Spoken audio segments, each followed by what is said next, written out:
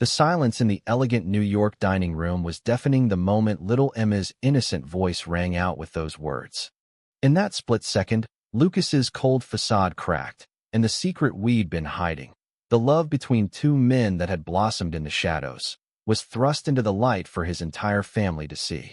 His mother dropped her fork, his father stared with wide eyes, and I felt my heart slam against my ribs like it wanted to escape. Lucas turned to me, his blue eyes filled with a storm of fear and something deeper, something that had grown quietly over the months I'd spent in his home. "Emma, honey, that's not," he started, but his voice trailed off because we both knew it was too late. The little girl, only 6, just beamed at us from her booster seat, completely unaware of the earthquake she had triggered. "But Daddy, you kissed Everett goodnight last week when you thought I was sleeping. Like in my princess books where the princes kiss."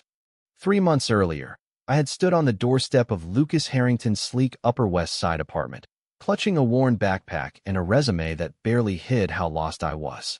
Fresh out of college in Ohio, I'd fled my own family's rejection after coming out, chasing a fresh start in the city that never sleeps. The nanny agency had sent me as a last-minute replacement for Lucas's regular sitter, who quit without notice. He opened the door in a crisp button-down, his dark hair perfectly styled, but his expression was ice. "You're Everett?" he asked, voice flat, scanning me like I was an intruder. "Emma needs stability. No drama. No surprises." That was Lucas, cold, controlled, a successful architect widowed young and raising his daughter alone with military precision. He barely smiled when he introduced me to Emma, who peeked from behind his leg with big, curious eyes. "Hi, Mr. Everett. Do you like dinosaurs?" From day one, the job pulled me in. Mornings meant walking Emma to her private school. Afternoons involved park playdates where her laughter filled the gaps in my lonely days. Lucas worked late, leaving brief notes on the kitchen island, dinner in fridge, bed by 8. But those notes slowly changed. One night, he came home early and found me reading Emma her favorite story about 2 knights who saved each other. He lingered in the doorway longer than usual, watching us with an expression I couldn't read. "You're good with her," he said quietly before disappearing into his study. That small compliment warmed something inside me I thought had frozen back in Ohio. Weeks passed, and cracks appeared in Lucas's armor. Emma's bedtime routine became our shared ritual. One rainy evening, after she fell asleep, Lucas poured 2 glasses of wine and asked me to stay for a minute. "It's been hard since her mother died," he admitted, staring into the glass. "People expect me to have it all together." His vulnerability hit me hard. I shared bits of my own story, the family dinners that turned into arguments, the brother who stopped calling. He listened without judgment, and for the first time, the cold single dad seemed human. Our conversations stretched later into the night. We talked about art, about dreams, about the weight of expectations. I caught myself noticing the way his eyes softened when he laughed, the strong line of his jaw when he concentrated on blueprints spread across the table. But attraction was dangerous. I reminded myself daily, this is a job. He's straight, widowed, focused on Emma. Society already whispered about single dads, and adding a male babysitter who was clearly gay would only complicate everything. Yet one afternoon in Central Park, when Emma ran ahead chasing pigeons, Lucas's hand brushed mine on the bench. Neither of us pulled away. "Thanks for being here," he murmured. The touch lingered in my mind for days. Misunderstandings started small. His best friend, a sharp lawyer named Rachel, dropped by one evening and raised an eyebrow at how comfortable I looked cooking dinner with Lucas. "Careful, Everett," she warned later in the hallway. "Lucas doesn't do messy." Her words stung, but they didn't stop the pull. Emma noticed everything with a child's honesty. "You make Daddy smile more," she told me one morning while we built a Lego castle. Her innocent observation planted seeds I tried to ignore. Lucas's family visited from Connecticut that first month, traditional and polished. His mother hugged Emma tightly, but eyed me with polite distance. "We appreciate the help," she said, but her tone suggested she wished for a female nanny. Lucas shut down any questions about his personal life, retreating into that familiar coldness. I felt the walls he built, yet in quiet moments after they left, he sought me out. "They mean well," he sighed, running a hand through his hair. but they don't understand how alone this feels. Sharing that vulnerability cracked my resolve further. By the end of month 2, our late-night talks turned personal.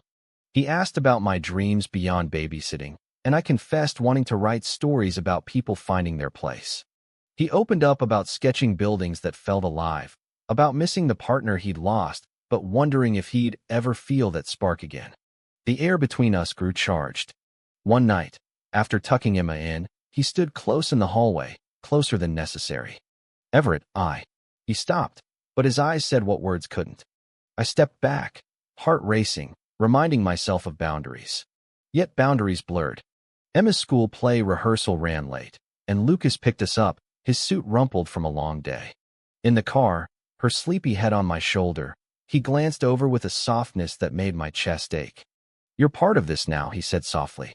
Those words lingered like a promise and a warning. I lay awake that night in my small room off the kitchen, questioning everything. Was this just gratitude, or something more? The city lights outside mocked my confusion, but deep down, I knew the answer was shifting everything. Lucas's cold exterior hid a man wrestling with his own questions. I saw it in the way he watched me help Emma with homework, in the quiet thank yous that carried extra weight. Friendships tested too. My old college roommate texted warnings about getting too attached to stray bosses. But Lucas wasn't straight in the way the world assumed. Or maybe he was still figuring that out. The tension built slowly, like a storm gathering over the skyline. I told myself to stay professional, but every shared laugh with Emma pulled us closer as a strange little family. Little did I know, one innocent kiss goodnight would change the rules forever. The next morning, Lucas avoided my eyes over coffee. Emma chattered about dinosaurs at breakfast, oblivious to the shift in the air. "Daddy, can Everett come to grandparents' house next time?" she asked, swinging her legs. Lucas's jaw tightened. "We'll see, sweetheart."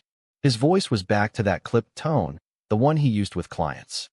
I busied myself packing her lunch, pretending the rejection didn't sting. But later, when he left for the office, he paused at the door. "Last night. Forget it happened." The words landed like a door slamming. I nodded, swallowing the hurt, but inside, questions swirled. What exactly had almost happened? Workdays blurred into routines that now felt loaded. I took Emma to the museum, where she pointed at dinosaur skeletons and asked if princes could love other princes. Her innocent curiosity mirrored my own doubts. "Sure, Emma. Love is love," I answered carefully. That evening, Lucas came home earlier than usual. We ate dinner together at the island, Emma between us like a bridge. Conversation stayed safe, school projects, his latest building design. Yet his foot brushed mine under the table once, and neither of us moved it away. Rachel called after dinner, inviting him to a networking event. "Bring Everett if you want company," she said lightly, but I heard the probing tone. Lucas declined for both of us. The misunderstanding escalated when his parents called unexpectedly. Lucas's mother asked pointed questions about the nice young man helping with Emma. "Is he seeing anyone? A girlfriend maybe?" Lucas froze, phone on speaker. I slipped out of the room, heart pounding. Later, he found me in the living room folding laundry. "They push because they care," he explained, but his eyes betrayed frustration. "They want me settled with someone traditional." The word traditional hung heavy. I wanted to ask what he wanted, but fear kept me silent. Instead, I focused on Emma, who drew pictures of our little trio as superheroes. "You're the brave knight, Everett," she declared, handing me one. Lucas watched from the doorway, a small smile breaking through. Weeks turned into a delicate dance. Lucas started leaving notes again, but now they carried personal touches. "Thanks for the story time." Emma hasn't stopped talking about nights. One Friday, he suggested we all watch a movie after her bedtime. We chose an animated tale about friendship conquering fear. Halfway through, his shoulder leaned against mine on the couch. No words, just warmth. When the credits rolled, he turned to me. "You're making this house feel like home again." The admission cracked his cold shell wider. I felt seen, valued in a way my own family never managed. But society pressed in. At the park the next day, another nanny raised an eyebrow at how Lucas greeted me warmly when he joined us unexpectedly. "Single dad with a male sitter? Bold," she muttered to her friend. The comment burned, reminding me of the world's judgments. Emma became our unwitting matchmaker. She insisted on family game nights, forcing us close on the floor with board games. Lucas laughed freely during those hours, a sound that lit up the room. One night after she slept, he poured whiskey and asked about my past relationships. I shared honestly, the boy in college who left when things got real, the loneliness that followed. He listened intently, then shared his own loss. After my wife passed, I shut down. For Emma's sake. But lately, he trailed off, eyes meeting mine with intensity. The air thickened. I stood to leave, but he caught my wrist gently. Stay. That single word held everything unsaid. We talked until dawn about dreams, fears, the pressure to be perfect. His hand rested near mine on the table, close enough to feel the heat. Yet betrayal lurked in small ways. Rachel stopped by unannounced and caught us in a quiet moment, Lucas showing me blueprints while Emma napped. Her smile was tight. Lucas, your parents called me. They're worried about dynamics. The implication was clear. Lucas stiffened, retreating into cold mode. It's fine, Rachel. After she left, he apologized to me.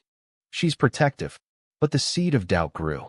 I questioned if my presence was causing him stress.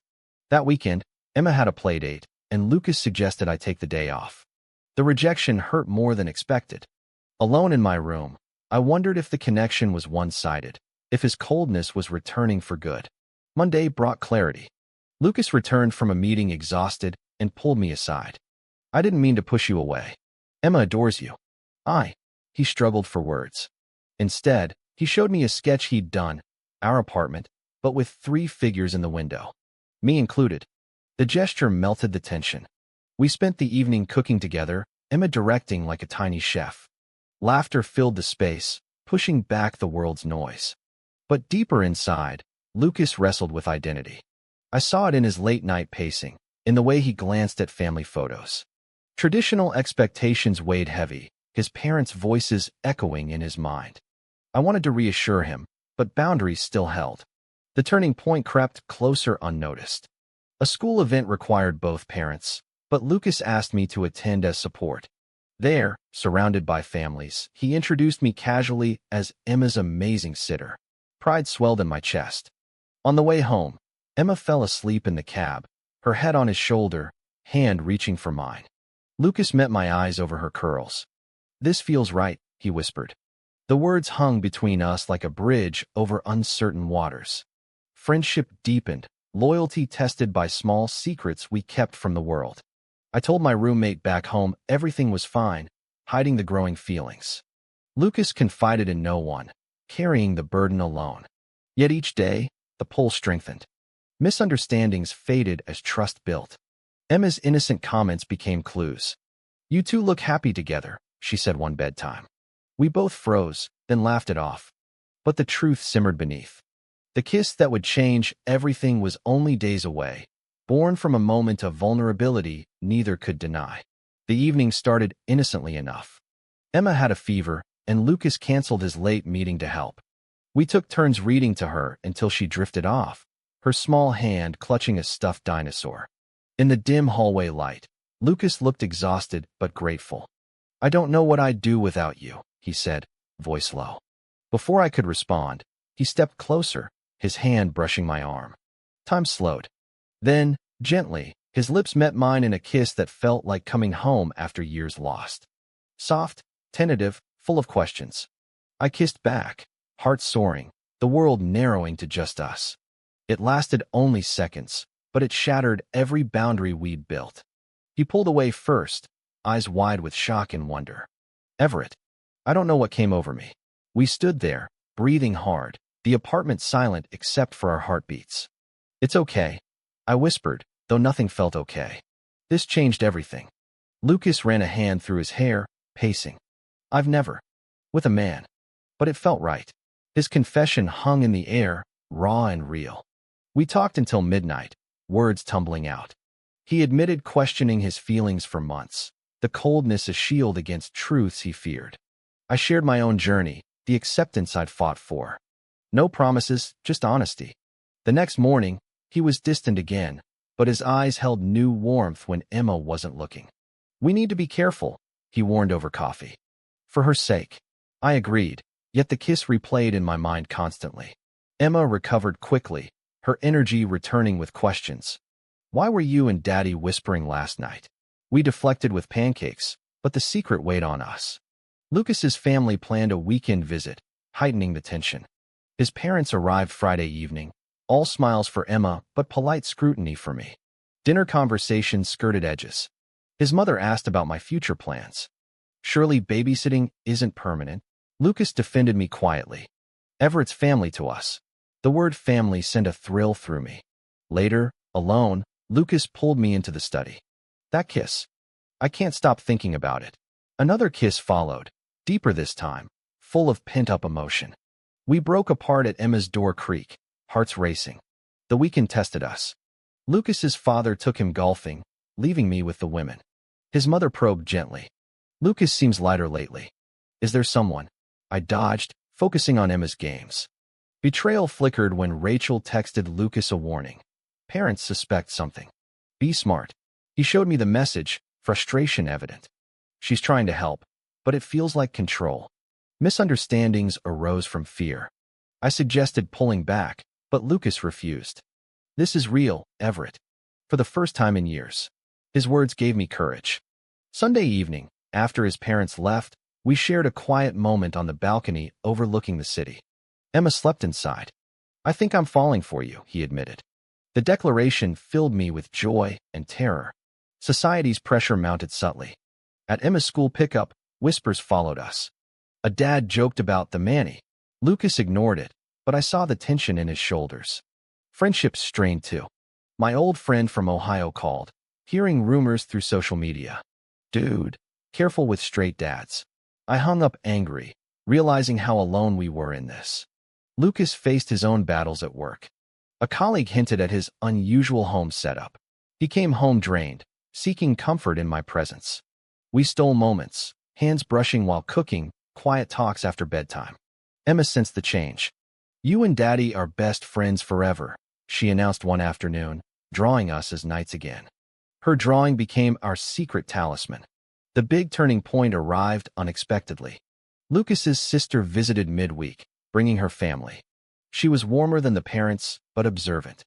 During dinner, Emma blurted, Uncle Everett kisses Daddy goodnight. The room froze. Lucas laughed it off as kid talk, but his sister pulled him aside later. Is there something you want to tell us? He denied it, cold mask returning. That night, after everyone left, he confronted me in the kitchen. This is getting dangerous. Hurt flashed in his eyes, not at me, but at the situation. I offered to step back, sacrifice the closeness to protect him and Emma. He refused, pulling me into an embrace. I can't lose this now. The hug turned into another kiss, passionate and affirming. We decided to be more careful, but the seed of revelation was planted. Psychological conflict raged in Lucas. He journaled late at night, pages I glimpsed accidentally. Doubts about identity mixed with love for Emma and growing feelings for me. What kind of father am I becoming? He whispered once. I reassured him, sharing stories of gay parents I'd known. His growth showed in small decisions, defending me to Rachel, including me in family plans. Yet societal judgment loomed. A tabloid blog mentioned prominent architects' mysterious live-in help. Paranoia set in. We sacrificed nights out, choosing home instead. The bond deepened through trials. Emma's innocent words at the next family dinner would be the catalyst, but for now, we clung to stolen moments. The kiss had opened doors neither could close. Love, once admitted, demanded truth. Lucas's journey to acceptance accelerated. Mine found purpose in supporting him. The storm was building, but together we faced it. The family dinner at Lucas's parents' Connecticut home started like any other. Emma bounced in her dress, excited for Grandma's pie. Lucas drove, hand occasionally squeezing mine on the console when no one watched. We'll be okay, he murmured. I nodded, but nerves twisted inside. His parents greeted us warmly, but questions lingered in their eyes. Conversation flowed over roast beef, work, school, weather. Then Emma, spoon in hand, announced loudly, Daddy and Everett are boyfriends. They kissed like princes. Forks clattered. His mother's face paled. His father demanded, What is this? Lucas froze, color draining. I wanted to vanish, but stayed for him. The shocking reveal hung in the air, forcing the truth into daylight. Chaos erupted. His mother tearfully asked if it was true. Lucas, voice steady despite shaking hands, said, "Yes. Everett and I. We're together." The admission, born from Emma's words, marked the major turning point. His father stormed out, muttering about reputation. His sister tried mediating, but old wounds surfaced. I sat silent, heart breaking for Lucas. Emma, sensing tension, crawled into my lap. "Did I do bad?" she whispered. I hugged her, whispering no. Lucas defended us fiercely. "This doesn't change who I am as a father." But the damage spread. That night, driving home, he gripped the wheel tightly. "I'm sorry you had to go through that." We talked for hours once Emma slept. He faced his identity head-on, no more hiding. "I love you, Everett." That's the truth. The aftermath hit hard. Lucas's parents cut contact temporarily, citing confusion for Emma. Work colleagues whispered. Rachel confronted him. "I warned you. Think of your daughter." The betrayal from someone he trusted stung deepest. Lucas sacrificed a promotion to avoid office drama, choosing family over career. I offered to leave, to protect them. "No," he insisted. "You're part of us now." His growth shone through tears. We attended counseling quietly, navigating the psychological storm. Emma asked questions innocently. "Why is Grandma mad?" Lucas explained love comes in all forms, teaching her acceptance early. My own family, hearing through the grapevine, reached out tentatively. The misunderstanding with his sister cleared when she visited alone, apologizing for initial shock. Societal pressure intensified. A local paper ran a vague story about prominent single dad's new relationship. Lucas faced it with newfound strength. We stole dates in hidden parks, hands linked under tables. The emotional climax built as Lucas confronted his parents at their home. "I lost my wife. I won't lose myself or Everett." Tears flowed, but they listened. Acceptance wasn't instant, but cracks formed. Emma's words had forced the confrontation, leading to healing. I sacrificed my anonymity, posting subtly about love on social media. Friends rallied, some surprised but supportive. Lucas's journey to self-acceptance peaked in a quiet moment with me. "You've shown me it's okay to be me." Yet more tests came. A custody scare from distant relatives citing unstable home loomed briefly. We fought it together, documents proving stability. The sacrifice tested our bond, late nights planning, emotional exhaustion. Lucas grew decisive, coldness replaced by quiet confidence. Our love deepened through action, not just words. Emma thrived, drawing more pictures of our family. The big turning point's ripple effects brought clarity. Misunderstandings resolved as truth prevailed. Lucas's father called weeks later, awkward but reaching out. "We want to know the man who makes our son happy." Small steps toward acceptance. I faced my past too, forgiving my family's rejection through this new chapter. The narrative flowed with growing emotional intensity. Lucas decided publicly at a work event, introducing me as his partner. Applause mixed with stares, but he stood tall. Emma cheered from the sidelines. The climax approached as we planned a small trip upstate, away from eyes. There, under stars, Lucas proposed a future together, not marriage yet, but commitment. For us and Emma, joy mixed with lingering fears. Betrayal from a jealous colleague leaked more details online, forcing another confrontation. Lucas handled it with grace, sacrificing silence for truth. Our relationship strengthened. The daughter's innocent revelation had been the spark that ignited real change. Psychological growth marked every decision. Lucas no longer hid. He embraced. I found purpose beyond babysitting, writing stories inspired by us. The story built toward resolution, but challenges remained. Families slowly warmed. Emma's words, once shocking, became a blessing in disguise. Love's power shone through every trial. The online leak exploded midweek. A blurry photo from the Connecticut dinner surfaced on a gossip site, captioned about the architect's surprise romance. Comments flooded in, some supportive, many cruel. Lucas's phone rang nonstop. His boss called an emergency meeting. "We support you, but optics." Lucas refused to downplay us. "This is my life." He sacrificed the firm's biggest project, walking away to protect our peace. I watched him pace the living room, Emma asleep upstairs. I won't let them define us, he said, pulling me close. The betrayal cut deep from an unknown source, likely a disgruntled relative. We hired a lawyer quietly, but the stress tested everything. Emma noticed the tension. "Why is Daddy sad?" she asked while we baked cookies. I explained simply that some people didn't understand love. Her response floored us. "But love is love, like you told me." Her wisdom, echoing her earlier words, reinforced our fight. Lucas's parents drove in unannounced, shocked by the news. Initial anger melted into concern. "We were wrong to push tradition," his mother admitted. The conversation lasted hours, tears and hugs marking progress. Lucas's acceptance journey accelerated. He opened up fully about his late wife and how love had surprised him again with me. They left promising support. Yet psychological toll mounted. I struggled with guilt, wondering if my presence caused this. Lucas sensed it, confronting me gently one night. "You saved me from hiding forever." We sacrificed normalcy for safety, keeping Emma home from school briefly. Friends rallied. Rachel apologized for her earlier warnings, becoming an ally. My roommate flew in for support, bridging my old life. The emotional climax peaked during a family confrontation at home. Lucas's father admitted past mistakes. "Seeing you happy changes everything." The moment felt cinematic, raw human emotion pouring out. I stood beside Lucas, hand in his openly. Emma watched proudly. Misunderstandings cleared as truth spread. Colleagues who distanced themselves reached out. Lucas started a side project, designing inclusive community spaces, channeling his growth. We faced paparazzi once outside the apartment, Lucas shielding us with calm dignity. The sacrifice strengthened bonds. I quit the agency formally, becoming full partner in the home. Writing became my focus, stories of love's courage. Lucas encouraged it. Our story deserves telling. The big turning point's consequences rippled positively. Emma thrived with two dads openly. Her words had forced honesty, leading to this freedom.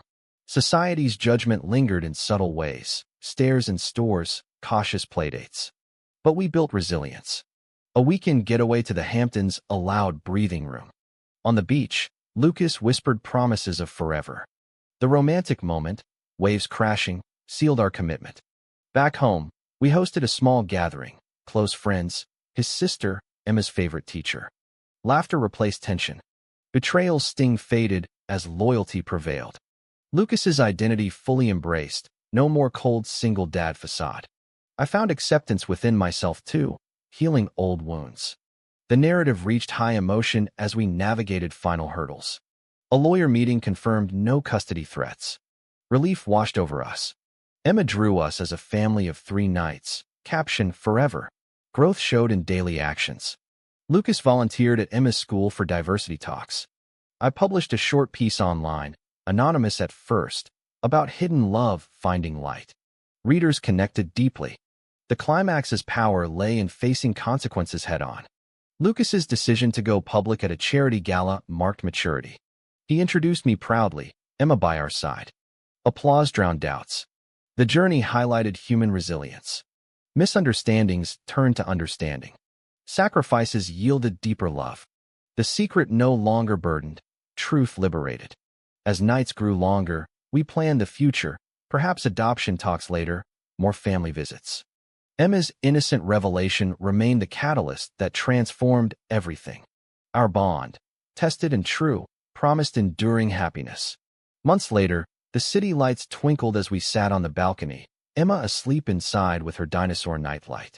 Lucas's hand found mine, warm and sure. His parents visited monthly now, bringing gifts and questions about our life. Rachel became godmother in all but name, her loyalty proven. My family reconciled slowly, video calls bridging gaps. The journey from cold single dad and lost babysitter to open partners felt like a movie ending, but real. We faced remaining pressures with unity. Work flourished for Lucas in his new firm focused on community. My stories gained traction, one even optioned for a short film. Emma excelled in school, proud of her 2 dads. The emotional resolution crystallized during a quiet anniversary dinner we prepared together. Lucas raised a glass. To the man who taught me acceptance starts with courage. Tears welled as we reflected on misunderstandings that nearly broke us, the betrayal that tested faith, the sacrifices that proved love's worth. Emma joined briefly, hugging us both. My family is the best. Her words echoed the original shock, but now brought only joy. The big turning point had reshaped destinies. Lucas no longer hid. He led with heart. I discovered purpose in our shared life. Friendships strengthened, family evolved. Societal views shifted in our circle, ripples of change. Highs and lows marked the path. A brief media resurgence tested us again, but we handled it united. Lucas's growth inspired others at support groups. He joined quietly. My self-doubt vanished in his consistent love. The cinematic quality of our story, from tense silences to open embraces, highlighted human depth. No more secrets. Only forward. We planned a small commitment ceremony next spring, Emma as flower girl. Traditional expectations yielded to new traditions built on truth. The narrative closed with hope, yet questions lingered for the world. True or false? A single father's hidden love for another man can lead to greater family strength and personal fulfillment without losing what matters most.